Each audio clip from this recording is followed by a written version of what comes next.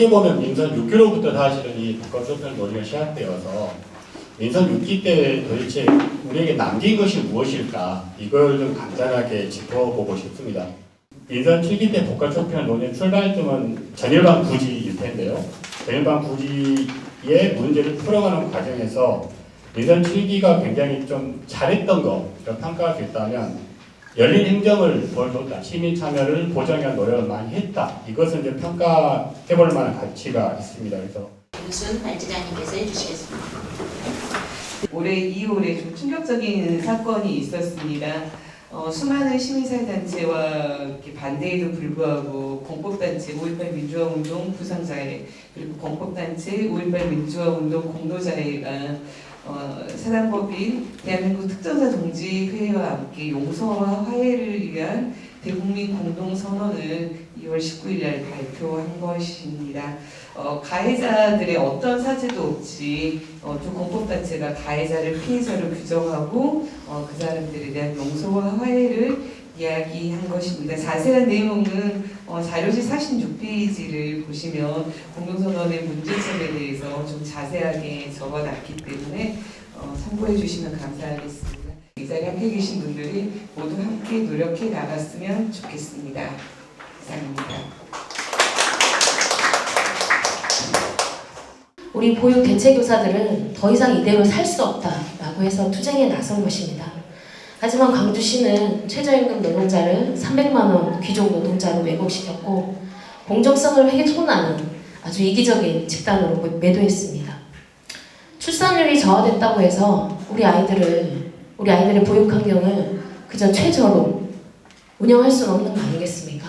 저는 우리 교사들이 정말로 당당하게 쉴 수 있고 안정된 보육 환경을 만드는데 이 투쟁은 끝까지 가야 한다고 생각합니다.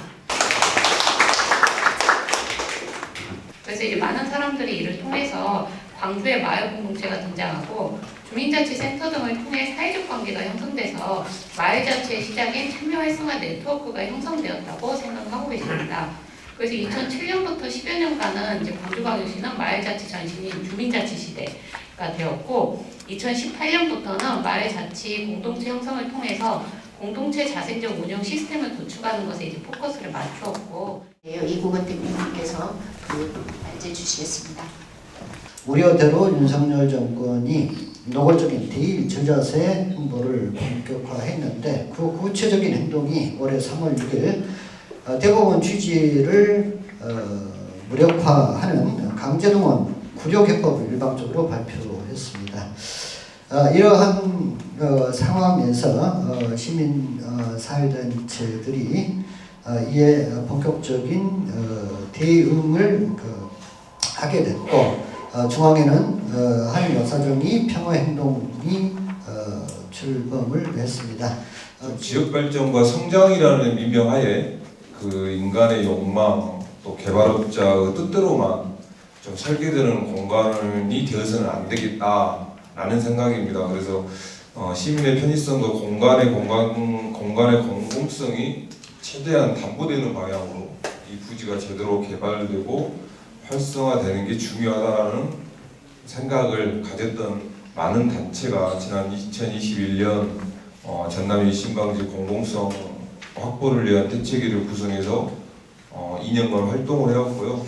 다양한 내용들을 들으셨는데요. 보안에서 좀 요구하는 질문이 있거나 아니면 좀 숙제, 우리가 가져야 될 숙제라 또 의견이거나 이런 내용이 있으시면 말씀 주시면 되겠습니다. 지금 현재 복합쇼핑몰 그 자체를 막을 수 있는 사회적 분위기는 아닌 것 같다. 문제는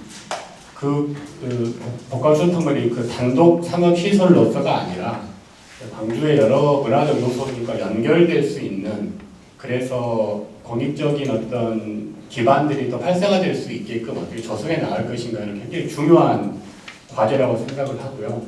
저희가 스스로 나서서 지금 현재 5월 문제를 바로잡지 못한다고 하면 저희 후배 세대들, 미래 세대들이 과연 5.18을 전승하려고 할 것인가, 그 후배 세대들은 저희들이 느끼는 그런 피로감보다 더 극도한 거부감이 들지 않을까라는 좀 역사적인 그런 측면, 이런 것들을 저희 시민사회가 가지고 5.5를 대하고 5.5를 조금 더 적극적으로 변화시키고 정말 자랑스러운 광주의 5.5를 이야기하면 행복할 수 있는 그런 5.5를 만들려고 시민사회가 정말 노력해야 되지 않을까라고 생각을 합니다. 지역에서 이렇게 짧은 시간 동안 누가 4천만 원을 녹음할 수 있었을까?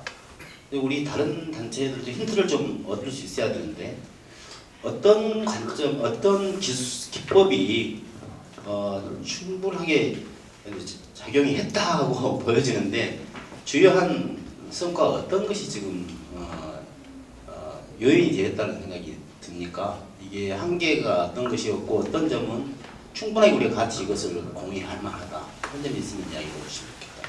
정말 그 존경받고 그 신망 있는 분들이 자신의 마음을 내서 저는 지역을 움직였다고 생각이 좀 듭니다.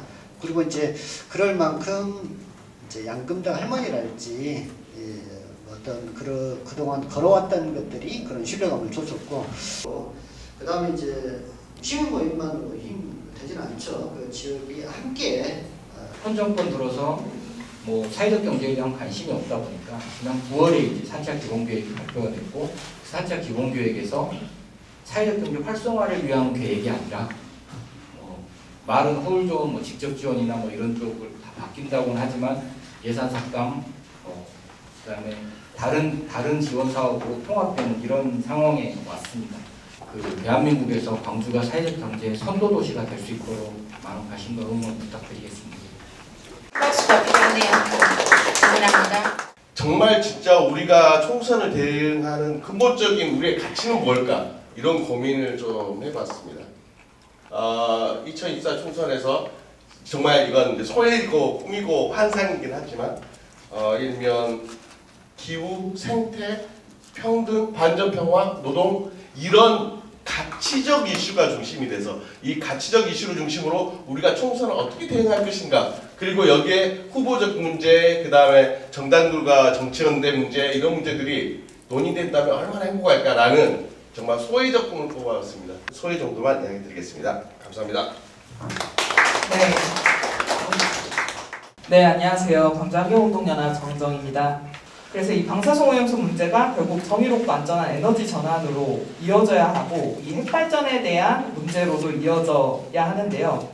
이 후쿠시마 핵사고의 문제가 그 방사능 오염수에만 국한하지 않고 이 250여 개 단체가 모여서 결성된 일본 방사성오염수 해양투기 저지 광주정남 공동행동의 동력이 탈핵운동으로 발전시켜 가기를, 앞으로 또 노후원전의 수면 연장 저지를 위한 활동에도 이어가기를 바라면서 제 이야기는 마치도록 하겠습니다.